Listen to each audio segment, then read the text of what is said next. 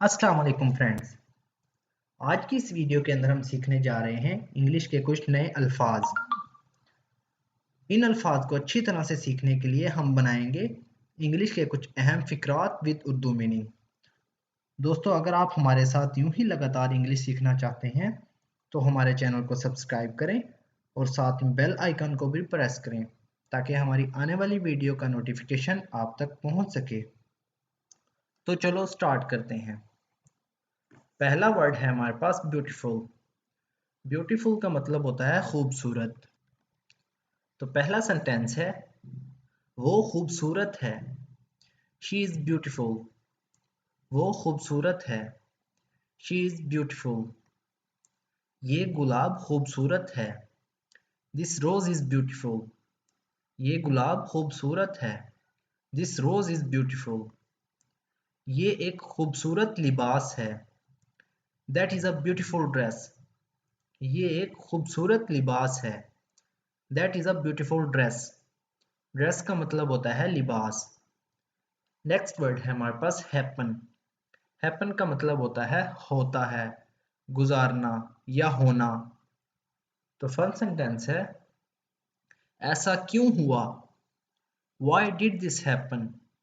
ऐसा क्यों हुआ। Why did this happen? ऐसा दोबारा ना होने दो। Do not let that happen again. ऐसा दोबारा ना होने दो। Do not let that happen again. Next sentence है ट्रैफिक हादसा कैसे हुआ। How did the traffic accident happen? Traffic हादसा कैसे हुआ। How did the traffic accident happen? Next word है हमारे पास सोल्ड। सोल्ड का मतलब होता है फरोख्त या बेचा। तो फर्स्ट सेंटेंस है मैंने एक किताब बेची। I sold a book. मैंने एक किताब बेची। I sold a book. उसने उसे अपनी कार बेच दी। She sold him her car. उसने उसे अपनी कार बेच दी। She sold him her car. अगला सेंटेंस है मैंने सुना है कि उसने अपना घर बेच दिया है। I hear that he sold his house.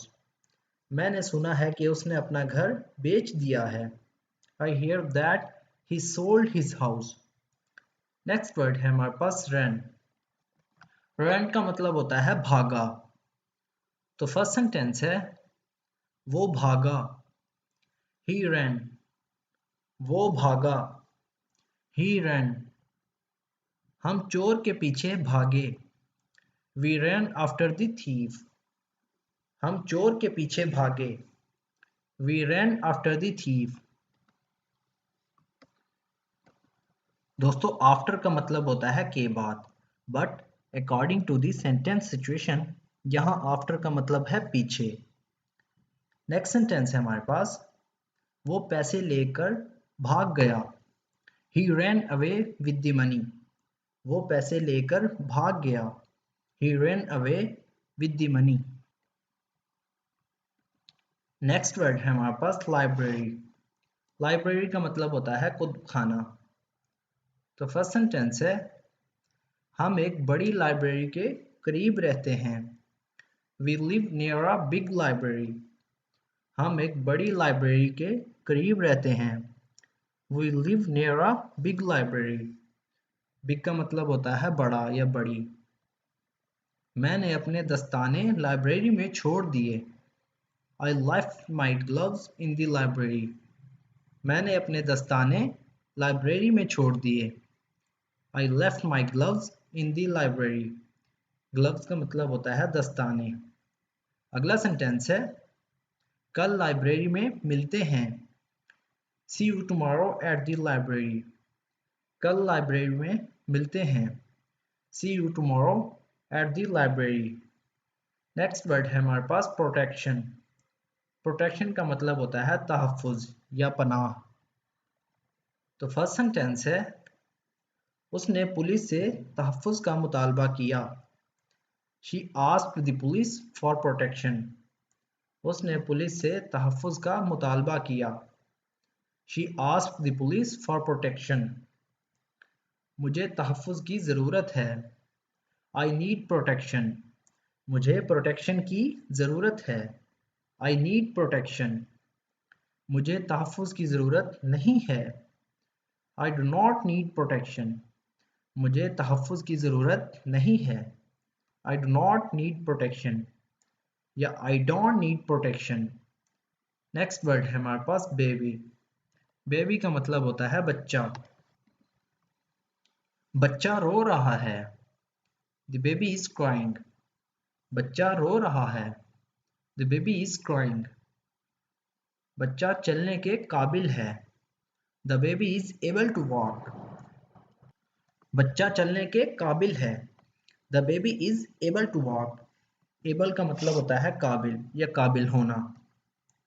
बच्चा अभी तक सो रहा है। The baby is still sleeping. बच्चा अभी तक सो रहा है। The baby is still sleeping. Still का मतलब होता है अभी तक। नेक्स्ट वर्ड है हमारे पास ट्रबल। ट्रबल का मतलब होता है परेशानी।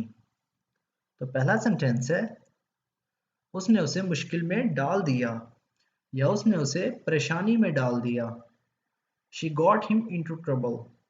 उसने उसे मुश्किल में डाल दिया। She got him into trouble. उससे मेरी बहुत सी परेशानी बच जाएगी।